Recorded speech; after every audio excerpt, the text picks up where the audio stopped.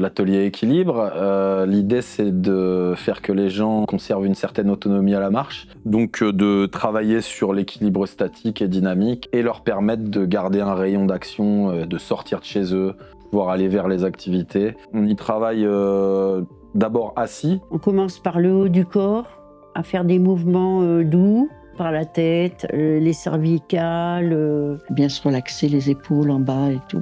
Bon, enfin, il nous guide au fur et à mesure. C'est l'idée aussi que les gens ils puissent rentrer chez eux avec des exercices qu'ils puissent faire facilement et en sécurité à la maison. Ensuite, on travaille debout pour renforcer les membres inférieurs, mais aussi pour améliorer l'équilibre. Avec des genres de coussins spécifiques, sous un pied, puis sous l'autre, à faire des équilibres comme ça. Derrière le dossier de la chaise, alors sans se tenir si on peut, pour se mettre soit un pied, soit voilà. Il y a toute une partie travail de la marche, passer des obstacles, tout un tas d'exercices qui permettent d'améliorer la marche au quotidien. Je suis une personne qui a tendance à tomber. Moi aussi, je suis sujette aux chutes assez souvent.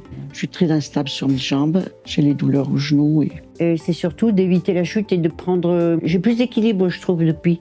Il y a aussi une partie relevé du sol, c'est-à-dire que si la chute intervient, comment faire pour se relever soi-même. Et un abord aussi des conseils d'hygiène de vie et d'aménagement du domicile. Comment adapter l'environnement à la personne plutôt que ce soit la personne qui soit contrainte par son environnement. Oui, parce que les pertes d'équilibre, moi, ça me fait très peur, quoi.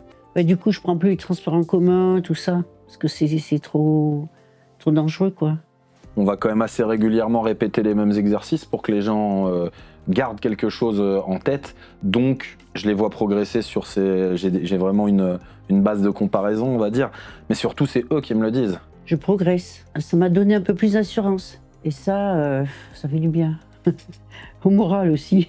Si je peux ajouter quelque chose, ce serait bon qu'on soit plus nombreux en tant que professionnels à se positionner sur ce genre d'activité. En tant que kiné, nous, on a été formés à faire beaucoup d'individuels, alors que vraiment ce collectif, il a du sens. Réunir des gens, ça fait du bien en soi, c'est aussi produire de la santé de bonne qualité.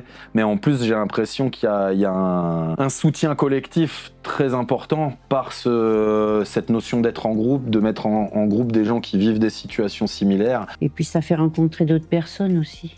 Et ça crée même des amitiés, même des liens de gens qui habitent souvent dans les mêmes zones. Et donc, j'invite vraiment à aller vers de la santé en collectif parce que ça fait du bien à tout le monde, y compris aux soignants.